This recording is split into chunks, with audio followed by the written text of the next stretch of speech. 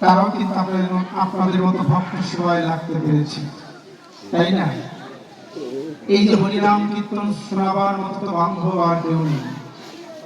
জগৎ মাঝে অনেক বন্ধু আছে, অনেক বান্ধব আছে, কিন্তু কে প্রকৃত বন্ধু, কে প্রকৃত বান্ধব? যারা হরি কথা, কৃষ্ণ কথা শোনাতে পারে, তারাই কিন্তু পরম বান্ধব। তাই বহুদূর দূরান্ত থেকে আগত সাধুগুরু বৈষ্ণব আপনার আশীর্বাদ করে যাবেন। এই কমিটি বৃন্দ যেন প্রতি বছর আপনাদের এমন হরি কথা, কৃষ্ণ কথা শোনাতে পারে। শুধু তাই নয়, এই আশীর্বাদ করে যাবেন অন্তিম কালে যেন তারা এই হরি কথা স্মরণ করে, ভক্ত কথা স্মরণ করে, ভক্ত চরণ ভাবনা করে, ভগবান চরণ ভাবনা করে যেন এই জগৎ ছেড়ে তারা যেতে পারে।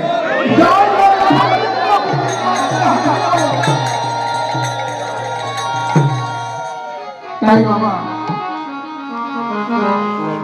ধবলি শ্যামলি তারা পশুকুলে জন্ম নিয়েছে, কিন্তু তাদের কত কৃষ্ণ প্রেম, তাদের কত অন্তরে কৃষ্ণ ভাব ভাবনা। হে ভগবান, আমাদের পশুকুলে জন্ম দিয়েছে, তাদের কোনো দুঃখ নেই। এই দেহ যেন তোমার সেবায় লাগাতে পারি। জীবের স্বরূপ শ্রীকৃষ্ণের নিত্য দাস। প্রত্যেকটি জীবেরই কিন্তু স্বরূপ শ্রীকৃষ্ণের নিত্য দাস।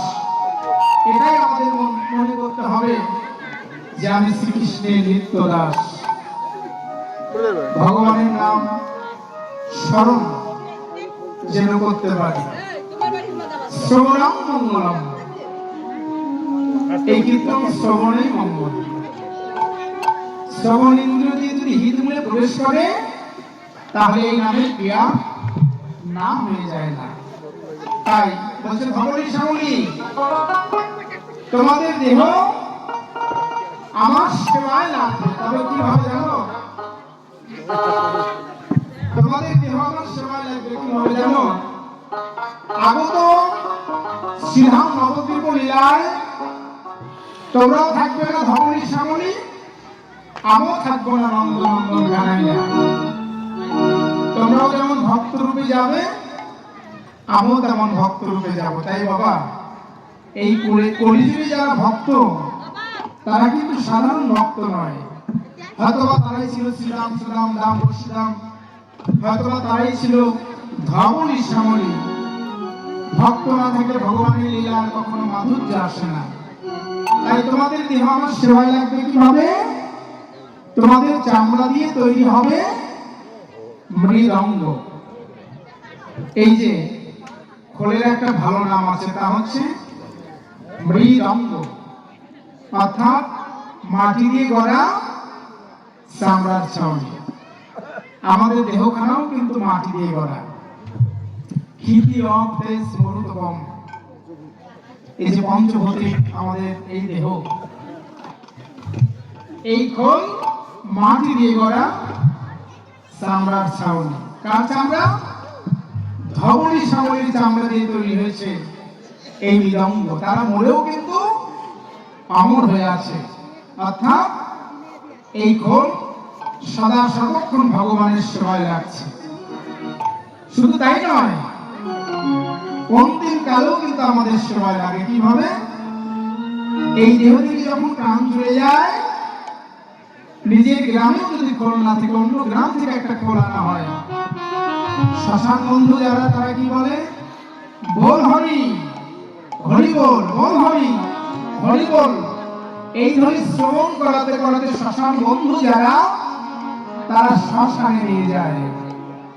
তাহলে আজকে এই মৃদঙ্গ হরিবল হরিবল বলে, অবলাকেও বলায়, কিন্তু আমার এই দেহ মৃদঙ্গ হরিবল হরিবল বলতে পারে না। আর হরিবল হরিবল বলতে পারে না বলেই এই যারা খুঁড়ি, তারা কিন্তু কিছু কিছু গোল বলে কি, তাকে ধিক, তাকে ধিক, পেরে কেটা, পেরে কেটা। অর্থাৎ এই তাকে ধিকের অর্থ কি? তাকে ধিক দিল, জন্ম পেয়ে যারা না বুঝলো, তাই না? জন্ম পেয়ে যারা গোবিন্দ ভজনা না করলো, তাকে ধিক। তার জন্ম ধিক, তার কর্ম ধিক, তার সব কিছুতেই ধিক। আবার এই ক্ষণ কি বলেছে? খুলে দাও, খুলে দাও। কি খুলে দাও? অন্ধ মনের বন্ধ কপাট। আমাদের এই মন কামনা বাসনায় অন্ধ, কামনা বাসনায় অন্ধ। আর এই অন্ধ মনের বন্ধ কপাট খুলে দাও, খুলে দাও। তো কিভাবে খুলবেন? আমাদের তো নবদ্বার খোলা, কিন্তু একটা দ্বার বন্ধ, তা হচ্ছে ভজনের দ্বার। আর এই ভজনের দ্বারের চাবি কার কাছে থাকে? সদ্গুরুর কাছে থাকে। জীবে নিষ্ঠার লাগি নম্রসুত হরি, ভুবনে প্রকাশ হলেন গুরু রূপ ধরি। গুরু শব্দের অর্থ অন্ধকার, আলো শব্দের অর্থ হচ্ছে আলো। অন্ধকার থেকে যিনি আলোর পথ দেখান, পথ প্রদর্শক, তিনি হলেন গুরু। আর গুরু ছাড়া গোবিন্দ ভজে, সেই জীব নরকে মজে। আমাদের হিন্দু শাস্ত্র নিয়ম অনুযায়ী 7 বছর বয়সে অন্তত নাম মন্ত্রে দীক্ষিত হতে হয়। অনেকের বয়স 40, 50, 60 পেরিয়ে যায়, তারপরে কি বলে? আমার সময় হয়নি। আমাদের গাইবান্ধা জেলায় বলে যে আমার সময় হয়নি। এদিকেও বলে নাকি? তাই আমি ভেবেছি জগাই মনে শুধু আমাদের গাইবান্ধা জেলাতেই আছে, তাই না? তাহলে আমার সময় হয়নি এই কথা বলি। যার একটু বয়স হোক, বিয়ে করি, নাতি নাতনির মুখ দেখি, তারপরে কৃষ্ণ ভজন করবো, তাই না? সময় হয়নি। বাবা, সাগরের কূলে দাঁড়িয়ে কেউ যদি মনে মনে ভাবে সাগরের ঢেউ থামুক, তারপরে স্নান করব, এমনি ভাবে সারাটি জীবন যদি সাগরের কূলে দাঁড়িয়ে থাকে, সাগরের ঢেউ থামবে না, ফলে তারা স্নান করা হবে না। অনেকেই মনে মনে ভাবছে এই দিনগুলো খুব দুর্দিন, কুয়াশাময় দিন, প্রচন্ড ঠান্ডা, কুয়াশাময় দিন নহে তো দুর্দিন, মেঘাচ্ছন্ন দিন নহে তো দুর্দিন। দুর্দিন কোনটি? যে দিনটি জীবের কৃষ্ণ কথাবিহীন, সেই দিন হচ্ছে আমাদের জন্য সবচেয়ে দুর্দিন। এটা অনুভব করলাম কখন? এটা অনুভব আমরা সকলেই করি যখন চামড়া থাকে টাইট, তখন গোবিন্দের সঙ্গে ফাইট। গোবিন্দ নাম করে কি হবে, তাই না? আর যখন চামড়া হয়ে যায় ঢিল, তখন গোবিন্দের সঙ্গে এই মিল, আর গতি নেই, তাই না? আর গতি নেই। চামড়া ঢিল হয়ে গেলে যখন আত্মীয় স্বজন বন্ধু বান্ধব যখন আর কেউ ভালোবাসে না, অগতির গতি হলেন মধুসূদন। হে ভগবান, তোমার নাম ছাড়া আর গতি নেই, তোমার সঙ্গে মিল ছাড়া আমার আর গতি নেই। তাই এবার খোল আর করতাল। এই ধবলি শ্যামলীকে কিভাবে ডাকতেন? ধবলি শ্যামলীকে ডাকতেন কেমন ভাবে ডাকতেন?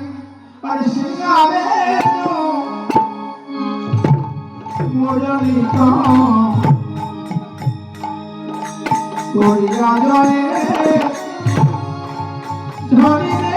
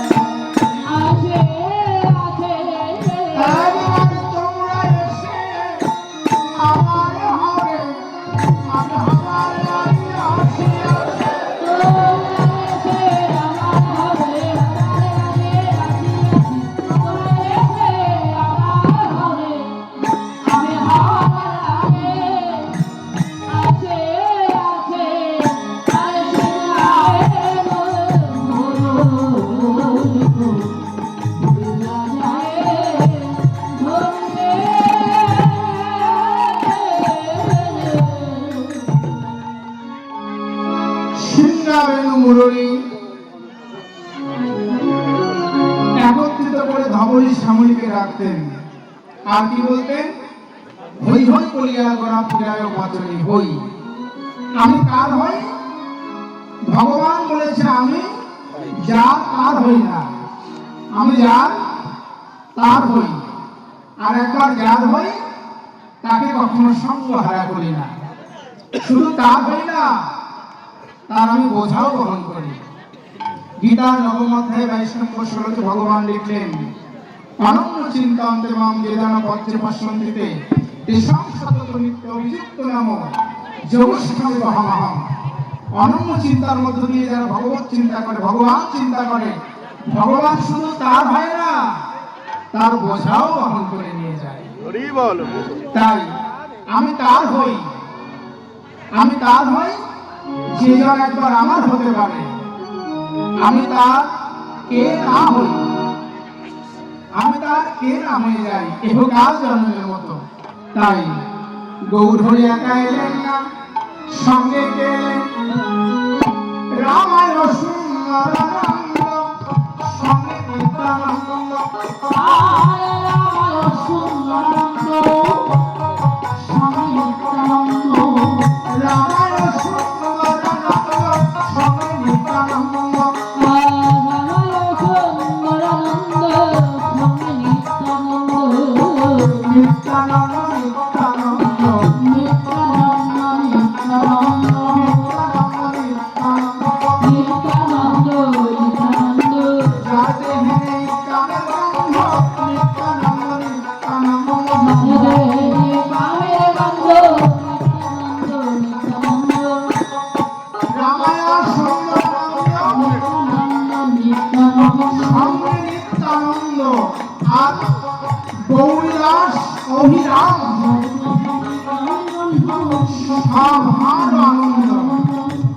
আনন্দে আত্মস্মৃতি হারা হয়ে এবার কি করলেন? বাহু তুলি গোরা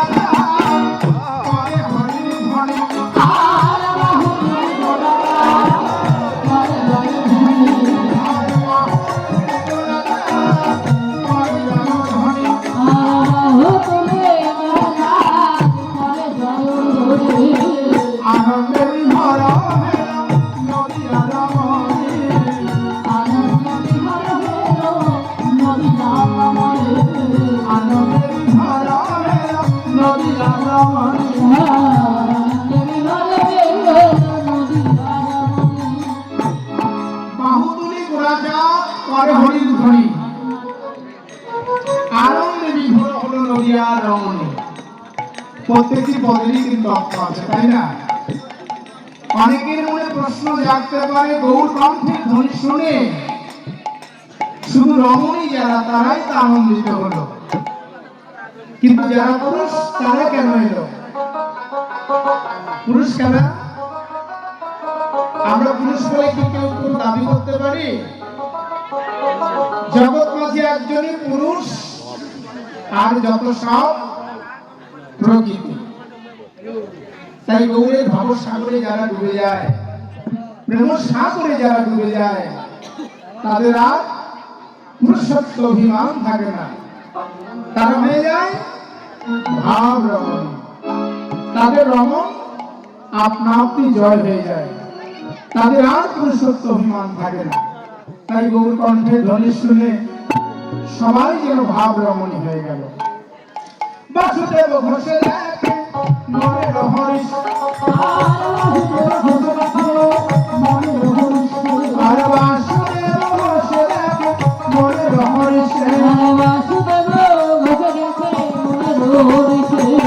গোস্বামীরা গোরাজা করিলা প্রকাশে, গোস্বামীরা গোরাজা করিলা প্রকাশে, নইলে প্রকাশ হতো না রে, নইলে প্রকাশ হতো না রে, নইলে প্রকাশ হইতো না রে, যদি অভিনয় আসিত নইলে প্রকাশ হতো না রে, যদি অভিনয় আসিত নইলে প্রকাশ হতো না রে। গোস্বামীরা গোরাজা করিলা প্রকাশে, গোস্বামীরা গোরাজা করিলা প্রকাশে, গোস্বামীরা গোরাজা